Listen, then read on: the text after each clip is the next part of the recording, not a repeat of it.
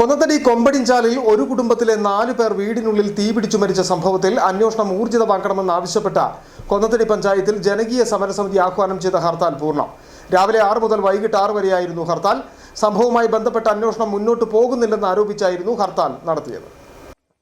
അടിമാലി കൊമ്പടിഞ്ചാലിൽ 4 കുടുംബം തീപിടുത്തത്തിൽ മരിച്ച സംഭവവുമായി ബന്ധപ്പെട്ട 9 മാസം പിന്നിടുമ്പോഴും അന്വേഷണം എങ്ങുമെത്തിയില്ലെന്നാണ് ജനകീയ സമിതിയുടെ ആരോപണം. കഴിഞ്ഞ മെയ് 9-നാണ് തള്ളപ്പടവിൽ പരേതനായ അനീഷിന്റെ ഭാര്യ ശുഭ, മക്കളായ അഭിനന്ദ, അഭിനവ, ശുഭയുടെ മാതാവ് പൊന്നമ്മ എന്നിവരെ വീടിനുള്ളിൽ വെന്തു മരിച്ച നിലയിൽ കണ്ടെത്തിയത്. 4 കുടുംബം വീടിന് തീപിടിച്ചു മരിച്ച സംഭവത്തിൽ നിഗൂഢതകൾ ഏറെയുണ്ടായിട്ടും ഈ നിഗൂഢതകൾ നീക്കുവാൻ അന്വേഷണ സംഘത്തിന് കഴിയുന്നില്ലെന്നാണ് ജനകീയ സമരസമിതിയുടെ ആക്ഷേപം.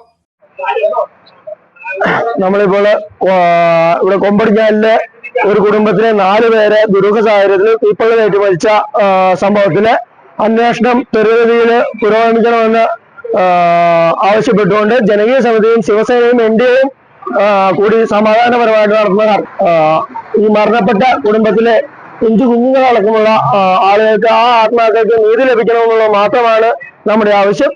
സംഭവത്തിൽ അന്വേഷണം ത്വരിതപ്പെടുത്തണമെന്ന് ആവശ്യപ്പെട്ടാണ് ജനകീയ സമിതി ഹർത്താലിന് ആഹ്വാനം ചെയ്തത്. കൊന്നത്തടി പഞ്ചായത്ത് പരിധിയിൽ ആഹ്വാനം ചെയ്ത ഹർത്താൽ പൂർണ്ണമായിരുന്നു. രാവിലെ 6 മുതൽ വൈകിട്ട് 6 വരെയായിരുന്നു ഹർത്താൽ. കൊന്നത്തടി ഗ്രാമപഞ്ചായത്തിലെ വിദ്യാഭ്യാസ സ്ഥാപനങ്ങളെ ഹർത്താലിൽ നിന്ന് ഒഴിവാക്കിയിരുന്നു. ഹർത്താലിനോട് പഞ്ചായത്ത് പരിധിയിലെ ആളുകൾ സഹകരിക്കണമെന്ന് ജനകീയ സമരസമിതി അഭ്യർത്ഥിക്കുകയും ചെയ്തിരുന്നു. ശിവസേനയുടെ പിന്തുണ ഹർത്താലിനുണ്ടായിരുന്നു. നിരത്തിലിറങ്ങിയ വാഹനങ്ങൾ ഹർത്താൽ അനുകൂലികൾ തടഞ്ഞു. പഞ്ചായത്ത് പരിധിയിൽ കടകമ്പോളങ്ങൾ തുറന്നു പ്രവർത്തിച്ചില്ല. 4 പേരുടെ മരണത്തിനിടയാക്കിയ തീപിടുത്തത്തിൽ ഒരു മൃതദേഹം ഒഴികെ മറ്റു മൃതദേഹങ്ങൾ പൂർണ്ണമായി തന്നെ കത്തിച്ചാമ്പലായതെങ്ങനെ തുടങ്ങി വിവിധ സംശയങ്ങളാണ് ജനകീയ സമരസമിതി മുന്നോട്ട് വെച്ചത്. അന്വേഷണം ഇഴയുന്ന സാഹചര്യമുണ്ടായാൽ ശക്തമായ സമരത്തിലേക്ക് നീങ്ങുവാനുമാണ് സമരസമിതിയുടെ തീരുമാനം. City vision, Adimali.